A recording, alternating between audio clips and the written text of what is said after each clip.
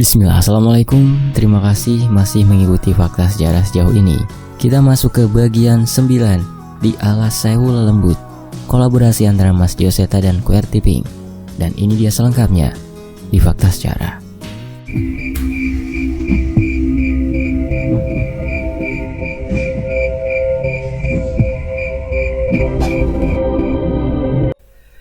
Malam masih setia dengan pesonanya, menyelimuti sebuah desa yang kembali mendapatkan tenangnya. Suara dengguran saling beradu dari setiap ruangan, menandakan kelelahan dari setiap insan yang terlelap di rumah ini. Sayangnya, sunyinya malam itu tak mampu menahan gelisah dari dua orang yang tengah memaksakan tidurnya. Jantung Danan berdegup kencang, nafasnya seolah tertahan sebuah firasat yang mengganggunya. Ia pun terbangun dari tidur dan memilih untuk keluar dan membasuh wajahnya. Danan membuka pintu dengan gelisah. Tak disangka, ia berpapasan dengan Cahyo yang sebelumnya tidur di kursi teras. Tak berbeda dengan Danan, wajah Cahyo juga terlihat gelisah. "Ndak tenang aku, Nan," ucap Cahyo.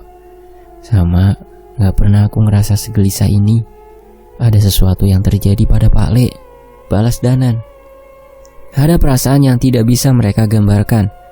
Yang mereka tahu, mereka semua merasa terdorong untuk segera menghampiri Pak Le. "Raiso ikinan, aku harus nyusul Pak Le." Cahyo mencari barang-barang bawaannya dan mulai memasukkannya ke tas. Danan pun tak menjawab dan ikut melakukan hal yang serupa. Mendengar keriuhan di ruangan tengah, Abah pun terbangun dan menemui mereka. "Ini teh, ada apa? Kok tiba-tiba tengah malam pada sibuk?" tanya Abah. Danan pun menjeda apa yang dia lakukan dan menghampiri Abah. Ia menjelaskan apa yang mereka rasakan saat ini. "Maaf Abah, sepertinya kami harus segera menyusul Pak Le.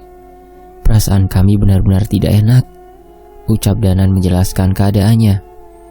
Abah menatap Danan dan Cahyo satu persatu. Matanya terlihat khawatir dengan mereka berdua. "Kalau kalian merasakan hal itu secara bersamaan, mungkin saja firasat kalian benar.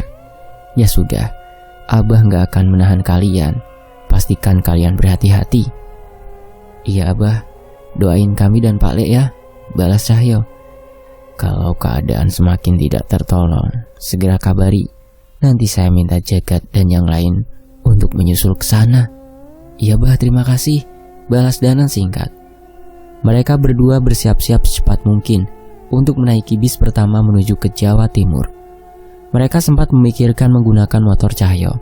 Namun setelah beberapa kali berdebat, mereka sepakat bahwa naik bis adalah cara yang terbaik. Kali ini bis tidak terlalu ramai. Kursi hanya terisi setengahnya saja dari jumlah kapasitas. Mereka dibawakan beberapa makanan kecil dan lauk seadanya oleh Abah. Sepertinya Abah tahu bahwa kegelisahan Dana dan Cahyo akan membuat mereka tidak terpikir untuk mencari sarapan. "Kamu ndak bisa ngerokok sukmo kesana, Nan?" tanya Cahyo. "Masih terlalu jauh, Jul. Lagi pula aku tidak tahu persisnya lokasi desa itu," balas Danan. Tak ada yang bisa mereka lakukan saat itu selain memaksa tubuh mereka untuk beristirahat agar siap menghadapi apapun yang ada di tujuan mereka. Sesampainya di terminal, mereka segera mencari angkutan umum yang melewati jalur terdekat menuju desa yang dikunjungi Pak Le. Mereka menanyakan tentang desa Danu Mulur pada sopir angkutan umum. Namun sopir angkutan itu malah menyarankan mereka untuk tidak ke sana. "Bukannya apa-apa Mas, sempat ada kabar desa itu udah ditutup. Ada beberapa orang yang mau cari tahu tentang warga di sana, tapi tidak ada yang kembali," beringat sopir angkutan umum itu. Mereka pun menanyakan padanya apa yang terjadi pada desa itu. Sayangnya tidak ada yang bisa memastikan apa yang terjadi. Yang mereka dengar, seluruh warga desa mati dengan cara yang misterius. "Bukannya ndak mau ngasih tahu Mas, tapi kayak yang saya bilang tadi, semua yang masuk ke desa itu untuk mencari tahu ndak pernah keluar lagi. Orang sekitar hanya menebak melalui bau bangkai di desa itu yang tercium dari hutan sekitar desa itu," jelasnya. Mendengar ucapan itu, Danan dan Cahyo pun semakin khawatir. Dalam hatinya, ia mengetahui bahwa Pak Lek bukanlah orang yang lemah. Terlebih pusaka keris Sukmageni selalu menemaninya. Mereka berharap Pak Lek masih bertahan di sana. Sementara itu, sopir angkutan itu memperingatkan kami sekali lagi saat akan menurunkan mereka. "Tenang Pak, paling malam ini kami menginap di desa terdekat dulu," balas Danan untuk menenangkan sopir itu. Setelahnya Danan dan Cahyo segera memasuki hutan menuju desa sesuai dengan yang diarahkan dan digambarkan oleh Abah. Pak Lek sempat menitipkan secarik petunjuk dan peta sederhana pada Abah untuk diberikan pada mereka. Di sisi lain, di desa Danum Ulur. Mas, mau kemana? Sebentar lagi malam loh." Salah seorang warga desa menegur kami dalam perjalanan. "Ke desa Danum Ulur Mas, jalanannya bener lewat sini kan?" tanya Danan. Mendengar ucapan kami, warga desa itu segera berlari menghampiri kami. "Jangan Mas, jangan. Udah beberapa orang kesana dan tidak ada yang balik lagi," ucap orang itu. Sepertinya sopir angkutan umum tadi tidak melebih-lebihkan ucapannya. Masalah di desa itu benar-benar sudah menyebar kemana-mana. "Iya Mas, tapi Pak Lek saya ada di sana," tambah Cahyo. Orang itu menghela nafas dengan wajah bingung. Jelas ia terlihat khawatir dengan kami. "Gimana ya? Kalau saya mau cuek sih monggo. Tinggal masuk aja ke hutan. Ikutin jalan, nanti tidak lama ketemu gapuronya. Tapi ini masalahnya nyawa loh," jelasnya. Sejenak aku berpikir, bila memang desa itu benar-benar bisa membuat Pak Lek dalam bahaya, mungkin sebaiknya aku mencari tahu mengenai keadaan desa itu terlebih dahulu. "Saya Danan Mas, ini teman saya Cahyo. Memangnya apa yang terjadi sama desa itu Mas?" tanyaku. "Saya Jurwo, Mas Jurwo. Sini, duduk dulu, biar tak ceritain dulu," jawabnya sembari mengajak kami duduk di sebuah kayu besar yang tergeletak begitu saja di pinggir desa. Mas Jurwo menceritakan kejadian saat salah seorang warga sedang masuk ke dalam hutan. Biasanya mereka mencari umbi-umbian atau mencari bahan buruan. Namun saat mendekati desa Danum Ulur, ia mencium bau bangkai yang sangat menyengat. Orang itu penasaran dan mendekat ke arah desa. Tapi dari jauh, ia sudah melihat banyak mayat yang mati dengan mengerikan. Ada yang jasadnya tersangkut di atap rumah, ada yang bergelimpangan di tanah, dan sebagian berada di luar desa, seolah berusaha ingin melarikan diri. Orang itu pun melaporkan ke warga desa-desa sekitar kami. Jelas saja, beberapa warga desa dan petugas segera datang ke sana. Tapi sampai sekarang, mereka yang masuk ke desa itu belum ada yang kembali. "Nggak ada Mas. Warga nunggu sampai malam tetap tidak ada yang keluar dari desa itu," ucap Mbah Jurwo. Ia juga bercerita, semenjak kejadian itu banyak warga yang meminta pertolongan orang pintar dan orang sekti dari kenalan-kenalan mereka. Tapi sama saja, tak ada satupun dari mereka yang terlihat keluar dari desa. Mendengar cerita itu, Cahyo tidak bisa diam. Ia semakin cemas dengan keadaan Pak Lek. Danan pun menitipkan sebuah kertas pada Mas Jurwo yang bertuliskan sebuah nomor telepon. "Mohon maaf Mas, mendengar cerita Mas Jurwo, kami semakin harus ke sana. Saya titip ini, kalau kami sampai besok tidak keluar dari desa, tolong hubungi nomor ini ya," ucap Danan. Mas Jurwo merasa kecewa, tidak bisa mencegah mereka. Namun, ia menerima kertas itu dan berjanji akan menghubungi nomor itu bila besok mereka tidak keluar dari desa. Sementara itu, malam menjemput saat mereka berdua sudah sampai di tengah hutan. Mereka merasakan sendiri bau bangkai yang berasal dari desa Danum Ulur. Bukannya semakin takut, mereka malah semakin mempercepat langkah menuju desa itu. Cahyo merasakan kegelisahan Wonosuro. Sepertinya tidak hanya mereka yang khawatir mengenai keadaan Pak Lek. Desa Danum Ulur.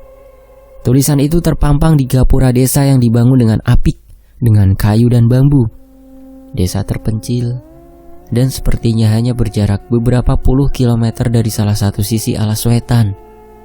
Danan dan Cahyo melangkah dengan hati-hati. Saat memasuki desa, segera Cahyo menutupi hidungnya dengan sarungnya dan Danan dengan sapu tangannya.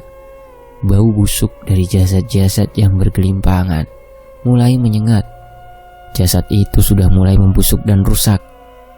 "Ini seperti di kampung Sraven," ucap Danan. "Kamunya Dimas?" tanya Cahyo. Danan mengangguk.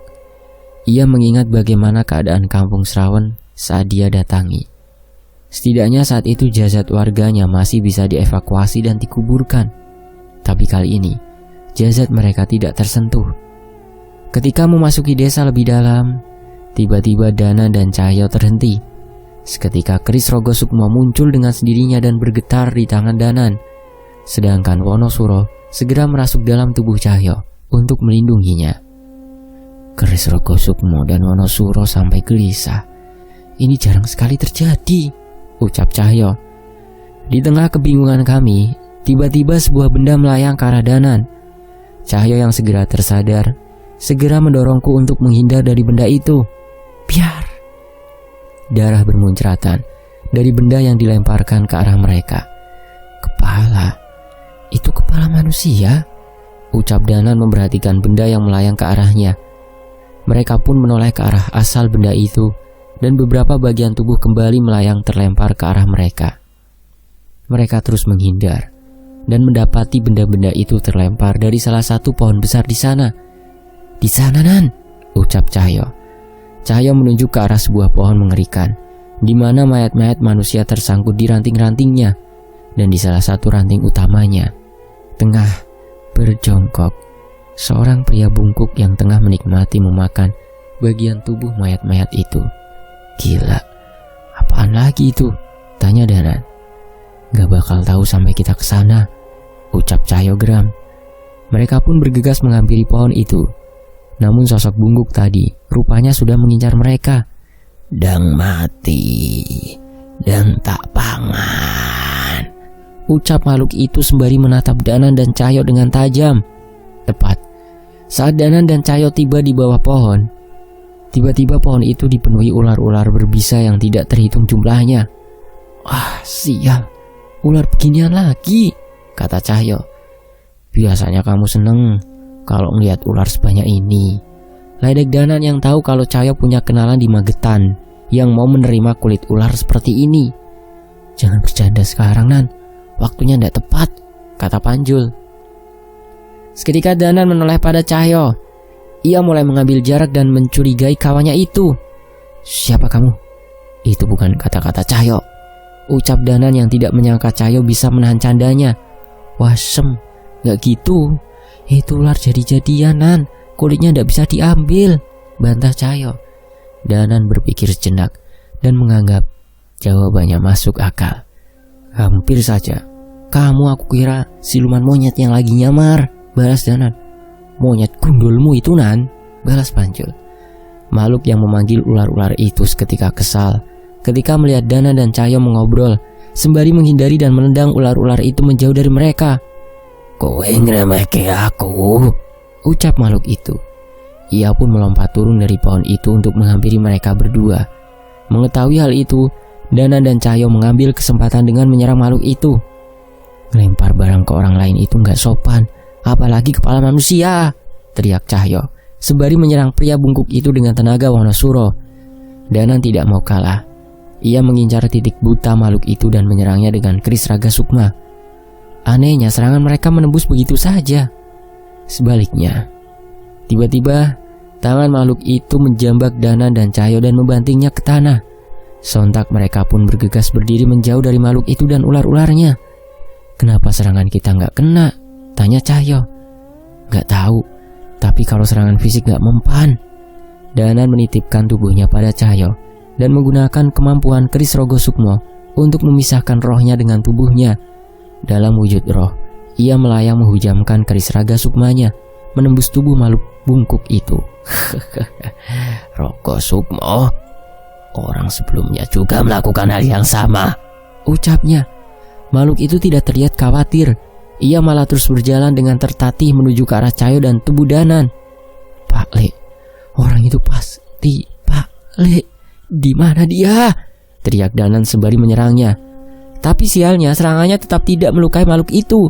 Danan bingung, bahkan roh pun tidak bisa melukainya. Tidak ada yang bisa membunuhku selama ada orang yang mati. Aku, Ki Among Mayit, tidak akan bisa mati, ucapnya sembari berjalan menuju Cahyo. Cahyo waspada dan menjaga jarak. Tapi tiba-tiba pundak Cahyo mengalirkan darah tanpa ia sadari. Ia pun menemukan serpihan tulang manusia menusuk di bahunya. "Danan, hati-hati, dia pengguna pusaka," Cahyo memperingatkan Danan. Danan pun segera kembali ke tubuhnya dan menjaga jarak dari orang itu. "Pusaka? Itu hanya tulang-tulang manusia biasa. Saat kalian mati nanti, tulang kalian akan tetap berguna untukku," ucapnya. Makhluk itu berjalan tertatih dengan tubuh bongkoknya. Rambutnya panjang dengan mata yang dipaksakan untuk melotot dengan kelopak matanya yang bengkak. Terlihat sangat lemah. Namun Danan dan Cahyo sama sekali tidak bisa melukainya. Danan mencoba membacakan sebuah doa untuk melawan ilmu hitam yang digunakan oleh Ki Among Mayit. Sementara Cahyo masih terus berusaha menyerangnya. Dan tidak ada yang berhasil dari semua itu. Sebaliknya, Ki Among Mayit hanya melemparkan serpihan tulang-tulang manusia yang sudah ia ukir dengan tajam ke tubuh Danan dan Cahyo. Mereka bisa menghindar. Namun benda itu terus kembali menyerang mereka dari banyak sisi. "Mundur, Jol, kita nggak bisa bertarung begini," teriak Danan. Cahyo menurut pada Danan dan menjauh kembali ke desa. Ki Among Mayit mengejar mereka dengan perlahan sembari menyeret mayat-mayat yang ia temui. Serangan roh, pukulan, doa, dan mantra nggak mempan. "Gimana cara kita bertarung?" tanya Cahyo bingung. "Itu juga yang lagi aku pikirin, Jul," balas Danan sembari berlari lebih menjauh. Sesampai desa, Cahyo pun berhenti. Ia melihat mayat-mayat yang bergelimpangan terpikirkan sesuatu. Atau sebenarnya kita tidak perlu melawannya. Jalannya kan pincang begitu. Harusnya dia tidak bisa ngejar kita kan? Kata Cahyo. Benar juga. Danan setuju dengan ucapan Cahyo. Mereka pun berlari menjauh dari Ki Among Mayit dan masuk ke desa lebih dalam. Benar ucapan Cahyo. Ki Among Mayit tidak bisa mengejar mereka. Ia masih berjalan dengan terpincang-pincang jauh di belakang mereka. Tapi ternyata tidak semudah itu. Dana dan Cahyo sudah berlari cukup lama, namun ia tidak melihat ada tempat yang sekiranya bisa menjadi petunjuk mereka mencari Pak Le. Danan pun terhenti dan menarik sarung Cahyo. "Tunggu, Jul, ada yang tidak beres," ucap Danan.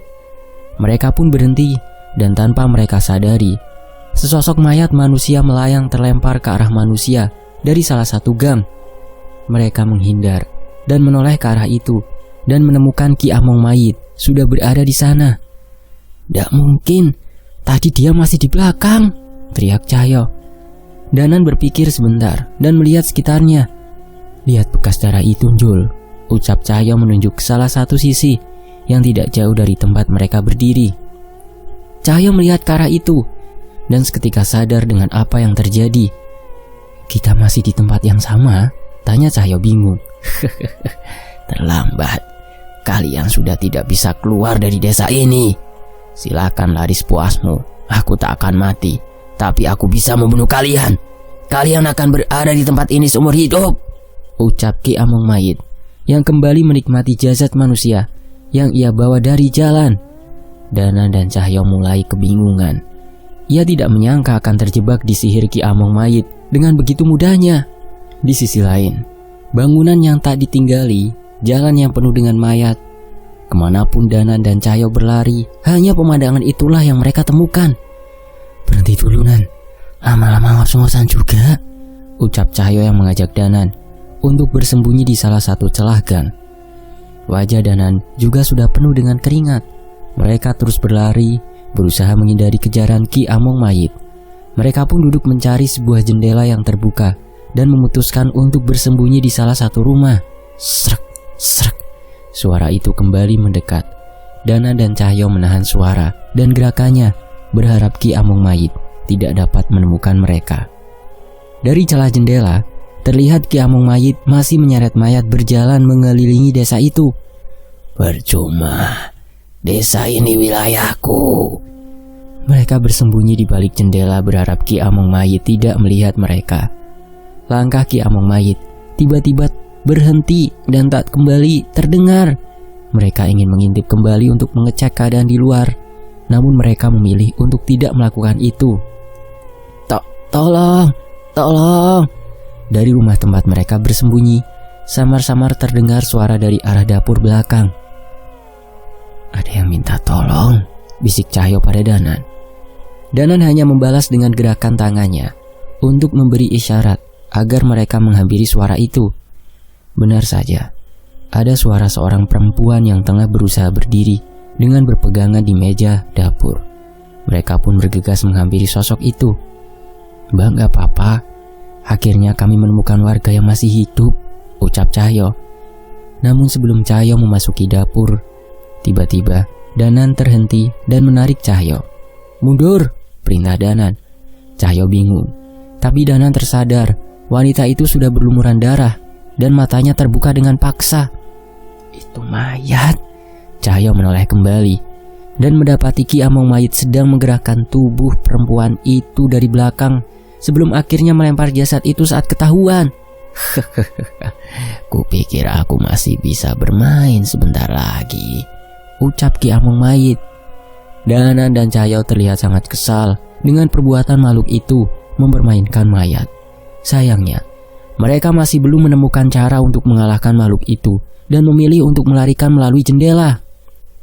Nan, sepertinya aku ada rencana yang harus kucoba, kata Cahyo. Mereka berhenti di tempat yang cukup tersembunyi untuk mendengar rencana Cahyo. Gimana Jul? Ucap Cahyo.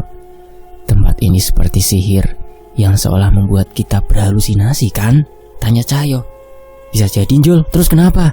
Nah, tanpa aba-aba, tiba-tiba Cahyo memukul kepala Danan dengan cukup keras. Plak!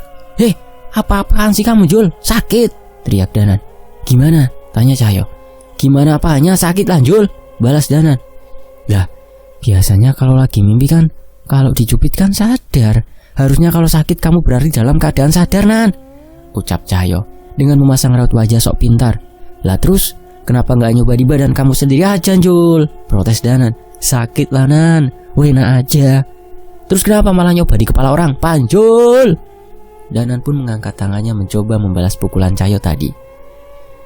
Tapi tiba-tiba sebuah benda jatuh dari kantungnya. Danan memungutnya kembali dan mengingat benda berbentuk botol kecil itu. Ini wangian pemberian Gama. Benda ini bisa menyadarkan Mas Linggar. Apa benda ini juga bisa menyadarkan kita dari pengaruh sihir ini? Kata Danan. Tidak ada cara lain kan buat cari tahu? Balas Cahyo sembari mengintip ke sela jalan mencari keberadaan Ki Among Mayit dan menemukan sosok itu tengah mengarah kepada mereka. Danan pun membuka wewangian itu dan membiarkan aroma rempah yang sangat pekat tercium oleh mereka. Mereka tidak dapat menggambarkan apa yang terjadi, namun mereka sadar bahwa ada sesuatu yang tidak sadar berada di alam pikiran mereka yang sekarang sudah menghilang. Di sana, ucap Ki Among Mayit. Menyadari posisinya diketahui, mereka pun kembali melarikan diri. Tapi kali ini mereka merasakan hal yang berbeda. Pelarian mereka sampai ke balai desa, tempat yang sedari tadi tidak bisa mereka capai. Kita lolos, teriak Cahyo senang. Danan memastikan sekitarnya, dan memang mendapati dirinya kali ini berhasil melangkah lebih jauh ke dalam desa. Baru saja mereka hendak merasa senang, tiba-tiba Ki Among Mayit sudah berada di hadapannya. Aku ora nyongko kowe iso ucul saka ilmuku, ucapnya. Hehe, jangan remehkan kami. Berarti sekarang kami bisa menghajarmu, kata Cahyo yang segera menerjang Ki Among Mayit dan berusaha memukulnya. Tapi ia tetap terjatuh dan menembus tubuh itu. Kalian yang meremehkanku, balas Ki Among Mayit. Namun Danan tidak tinggal diam. Ia ikut melompat dengan keris yang berada di genggamannya. Dengan berbagai macam gerakan ia terus menyerang Ki Among Mayit, walau tak ada satupun serangan yang mengenainya. Sebaliknya, beberapa kali Ki Among Mayit menangkap Danan dan membantingnya. Tak sedikit dari luka-luka cakaran terlihat di tubuh Danan. Danan, kita mundur lagi, teriak Cahyo. Danan tidak menanggapi ucapan Cahyo dan terus menyerang Ki Among Mayit. Tanpa disangka, perlahan beberapa bagian tubuh Ki Among Mayit berubah menjadi asap hitam. Danan yang menyadari itu sedikit tersenyum dan melanjutkan serangannya. Saat mengetahui rencana Danan berhasil, Cahyo pun menyusulnya dan menahan serangan-serangan yang diarahkan ke Danan. Sementara itu, Danan masih terus mencoba menyerang dari jarak dekat. Tidak mungkin. Tidak ada serangan yang bisa menyentuhku, ucap makhluk itu. Berbalik dari sebelumnya, kini tubuh Ki Among Mayit terlihat memudar bersamaan dengan asap hitam yang berasal dari tubuhnya. Apa yang kalian lakukan? Teriak Ki Among Mayit yang mencoba untuk mundur. Tapi Danan tidak membiarkan itu dan terus menyerangnya. Saatnya kau musnah, teriak Danan sembari menyapu wajah Ki Among Mayit yang berubah menjadi asap hitam. Saat memastikan Ki Among Mayit menghilang, Cahyo segera menghampiri Danan dan menanyakan apa yang terjadi. Kok bisa, Nan? Tanya Cahyo.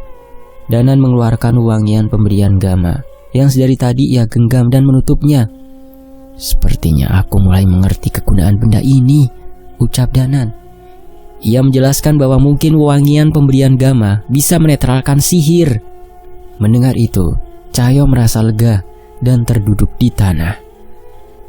Capek, Nan. Baru masuk ke sini aja udah dapat lawan sesulit ini, kata Cahyo. Danan mengambil botol air dari tasnya dan menyerahkannya pada Cahyo. Minum dulu. Cahyo meminum beberapa teguk dan mengembalikannya pada Danan. Baru saja mereka melepas lelahnya, tiba-tiba ada perasaan mengerikan terpancar dari dekat mereka. Ada seseorang di dekat mereka yang memberi tekanan yang sangat mengerikan. Sontak, mereka menoleh ke belakang dan menemukan sesosok makhluk tengah berdiri di atap rumah dengan keris berwarna merah padam di genggamannya. Wujud dan pakaiannya mirip seperti setan-setan di pewayangan. Giginya panjang dengan wajah dan sebagian tubuhnya tertutup oleh rambutnya yang panjang. Tubuhnya pun juga dihiasi baju dan perhiasan kerajaan yang telah lusuh. Nan, hati-hati, ucap Cahyo. Wonosuro gemetar. Keris Rogo Sukmo bergetar. Kini mereka sadar, ternyata sosok inilah yang memberi firasat mengerikan saat kedatangan mereka tadi. Demit goblok, masih belum puas main-mainnya, ucap sosok itu entah pada siapa. Mereka mencoba menoleh kepada kemana arah wajah makhluk itu memandang.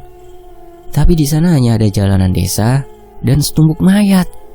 Tapi ternyata tak lama setelah itu, tiba-tiba salah satu mayat itu berdiri dan berjalan dengan tertatih dan tubuhnya yang bungkuk. Boyo sabar, aku lagi asik loh ini, ucapnya. Dana dan Cahyo seketika terkaget melihat sosok itu.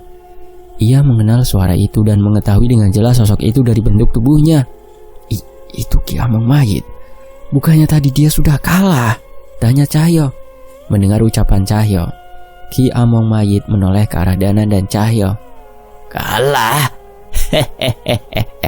Jangan melucu. Bahkan menyentuhku saja kalian tidak sanggup, ucap sosok itu yang perlahan berubah menjadi asap hitam dan mendahului makhluk yang baru datang tadi untuk masuk ke dalam desa. Mereka berdua meninggalkan Danan dan Cahyo seolah ada suatu hal yang sangat penting yang harus mereka lakukan. Jangan pergi. Kalian kemanakan, Pak Le? Teriak Cahyo. Namun mereka tidak peduli dan terus masuk ke dalam desa. Danan dan Cahyo pun mengikuti mereka hingga sampai di ujung desa yang sudah masuk ke dalam salah satu sisi alas wetan. Seketika perasaan mereka jauh menjadi lebih tertekan. Sudah beberapa kali aku ke alas wetan, tapi tidak pernah semengerikan ini, kata Cahyo. Danan mengangguk, sembari mulutnya terus mengalunkan doa untuk menjauhkannya dari hal-hal buruk yang mungkin menyerang mereka. Berbeda dengan saat awal masuk desa tadi yang dipenuhi oleh mayat, tempat mereka berdiri saat ini terdapat banyak darah yang berceceran. Hanya sedikit mayat yang terlihat. Jangan kabur. Ini semua pasti ulah kalian, teriak Cahyo yang segera menyusul kedua dedemit itu. Tak memperdulikan ucapan Danan dan Cahyo, mereka hanya terus melangkah seolah apa yang mereka tuju begitu penting. Cahyo dengan nekat menyerang Ki Among Mayit, sementara Danan menghunuskan kerisnya pada demit yang menggenggam keris merah itu. Tapi seperti sebelumnya, serangan Cahyo hanya menembus tubuh Ki Among mayit. Sementara keris Danan sama sekali tak mampu menembus tubuh demit pembawa keris itu. Danan dan Cahyo tercekat. Serangan mereka sama sekali tidak terpengaruh, seolah kedua demit itu sudah di luar batasan mereka. Apa-apaan ini? Danan mulai bingung. Ajian lebur saketi hingga kilatan keris Raga Sukma tidak mampu melukai mereka berdua. Sementara serangan Wonosuro hanya dimentahkan begitu saja. Kalian tidak sayang nyawa rupanya. Kupikir kita masih bisa bermain lagi. Bersambung. Nantikan bagian berikutnya hanya di Fakta Sejarah. Terima kasih semuanya. Saya pamit. Wassalamualaikum warahmatullahi wabarakatuh.